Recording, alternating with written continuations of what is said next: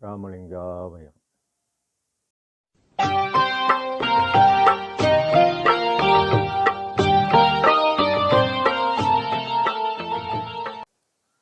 அருட்பெரும் ஜோதி அருட்பெரும் ஜோதி தனிப்பெரும் கருணை அருட்பெரும் ஜோதி எல்லா உயிர்களும் இன்புற்று வாழ்க வள்ளல் மலரடி வாழ்க வாழ்க. திருச்சிற்றம்பலம். அருட்பெருஞ்சோதி ஆண்டவரின் திருவருளையும் அவரின் பரிபூரண அருளை பெற்ற சர்க்குரு சிதம்பர ராமலிங்க சுவாமிகளின் குருவருளையும் மனமொழிமையால் போற்றி பண்ணுகின்றேன். நாம் செய்த செயலின் நுழைவாக இன்ப துன்ப அனுபவங்கள் யாவும் வந்து கொண்டே உள்ளது. அப்படி வருகின்ற துன்பம் யாவும் பொறுத்து எல்லா உயிரும் இன்பமாக வாழ எண்ணினாலே நமக்கு எல்லாம் செயல்கூடும், ஆன்மலாபம் கூடும். நம் பெருமான் திருவருட்பேறு என்ற தலைப்பில் இரண்டாவது பாடலில் பெட்டியில் பெட்டி இதில் உளவாத பெரும்பொருள் உண்டு, இது நீ பெருக என அது திறக்கும் பெரும் திறவுகளும் எட்டிரண்டும் தெரியாதே என் கையில் கொடுத்தீர், இது தருணம் திறந்து அதனை எடுக்க முயல்கின்றேன். அட்டி செய்ய நினையாதீர், அரைக்கணமும் தரியேன். அரைக்கணத்துக்கு 1000 கோடியாக வட்டியிட்டு நும்மிடத்தே வாங்குவேன் நும் ஆணை. மணிமன்றில் நடம்புரிவீர் வந்தருவில் வந்து அருள்வீர் விரைந்தே என இப்பாடலை பதிவு செய்கின்றார். பெட்டி உலக பொருளை பாதுகாக்க பெட்டி உள்ளது. இந்த பெட்டி உடலையும் உயிரையும் பாதுகாக்கும் பெட்டி. கபாலத்தில் 8 எலும்பாலான திறக்க முடியாத பெட்டி. இந்த பெட்டியில் 8 அகரம் மூலாதார ஒளி, 2 உகரம் காற்று. மந்திரம் பலகாலம் கூறி உருவாக்கி கருவாக்கி மூலாதாரத்து 3 கண்ணலை காலால் எழுப்பி ஔவையார் மகரிஷி ஏற்றி இறக்கி இருகாலும் பூரிக்கும் காற்றை பிடிக்கும் கணக்கு அறிவார் இல்லை. காற்றை பிடிக்கும் கணக்கு அறிவாருக்கு கூற்றை உரிக்கும் குறியாமை என்றார் கடவுளார். கூற்றலும் கைத்தலும் கைகூடும் ஆற்றலின் நோற்றல் தலைப்பட்டவர்க்கு என்றார். இதுவும் சாகா கல்விதான்.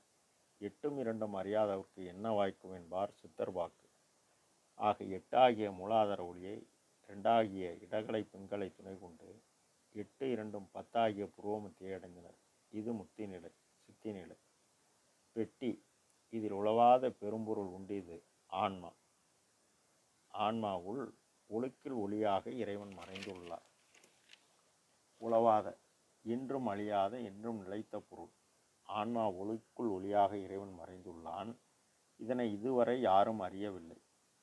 இதற்கு சான்றாக பரம்பர உணர்வால் பராபர அறிவால் விளங்குவது அரிதென உணர்ந்தோர் அன்முதல் தடித்திர படித்து ஓங்கும் அருட்பெருஞ்சுதி என அரசே என 8வது 3வது பாடல் கூறுகிறது. பெருமானை நீ பெருக என அருட்பெருஞ்சுதி ஆண்டவர் கூறுகிறார். அன்பா நீ பெருக, உளவாது நீடூடி விளையாடுக, அருட்ஜோதியாம் ஆட்சி தந்தோம்.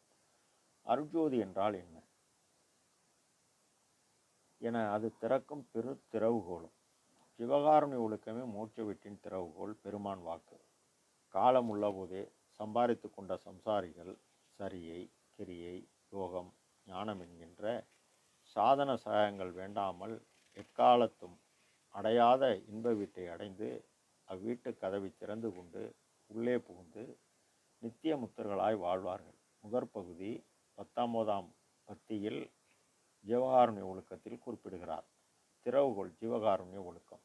ஜீவகாருண்யம் என்பது ஜீவர்கள் தேவை.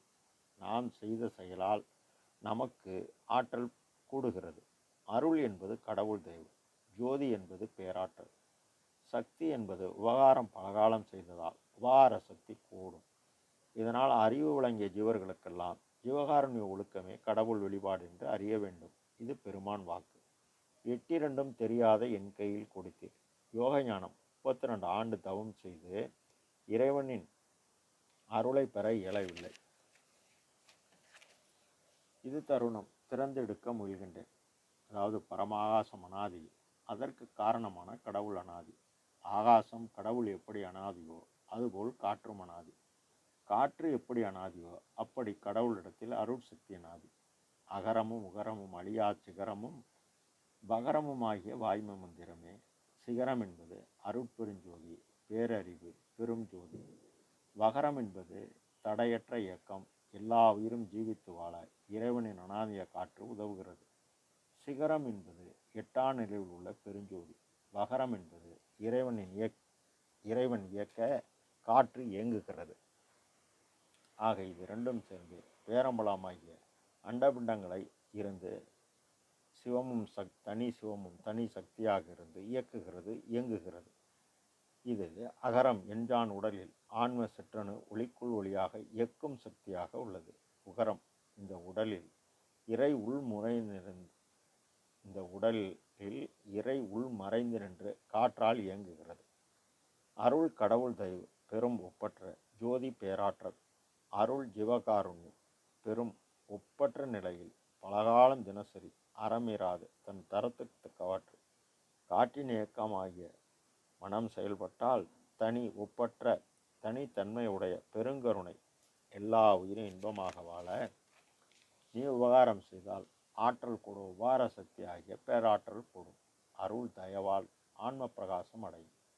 பெரும் ஒப்பற்ற ஜோதி பேராற்றல் ஆன்மாவில் கூடியதால் மனிதன் செயல்பாடாகிய காற்றின் இயக்கம் அறிவின் செயல்பாடாகிய ஒளி இயக்கத்துடன் கூட உள்ளொளியின் அசவாகிய நடராஜரை கண்டு அவரவர் அக அனுபவம் பெறுவார். திறந்து எடுத்து விட்டார். இதனை அட்டி செய்ய தடை செய்ய வேண்டாம். அப்படி தடை செய்தால் அரை நிமிடம் கூட நான் பொறுக்க மாட்டேன். ஆனால் நான் செய்த ஜீவகாரணி ஒழுக்கத்துக்கு ஏற்றாற்போர் அரை நிமிஷத்துக்கு 1000 கோடியாக வட்டியிட்டு வாங்கிவிடுவேன். இவர் கூறுவது சரிதான். ஜீவகாரணி ஒழுக்கம் இம்மை இன்ப வாழ்வு, மறுமை இன்ப வாழ்வு, பேரின்ப வாழ்வு வழங்கக்கூடியது. அப்போ 1 ரூபாய் கொட்டாய் கோடி லாபம் என சித்திவளாக திருமால் கூறியது உண்மைதானே? அருட்பெருஞ்சோதியும் ஆணை, அருட்பெருஞ்சு இறைவன் மீது ஆணை. உயிருள் யாம் எம்முள் உரு என என்று ஞானமணி மன்றமாகிய உருவமத்தில் நடம்புரியும் இறைவா வந்து அருள்வீர் விரைந்தே என்று கூறுகிறார் நம் பெருமான். அருட்பெரும் ஜோதி, அருட்பெரும் ஜோதி, தனிப்பெரும் கருணை, அருட்பெரும் ஜோதி. எல்லா உயிர்களும் இன்புற்று வாழ்க. கொல்லாவிரதம் கொலைமலாமுங்க நல்லோர் நினைத்த நலம் பெறுக. எல்லோரும் வாழ்க்கை செய்க. திரு அருட்பிரகாஷ் சர்க்குருநாத திருவடிகளே அபயம், அபயம், அபயம், அபயம், அபயம்.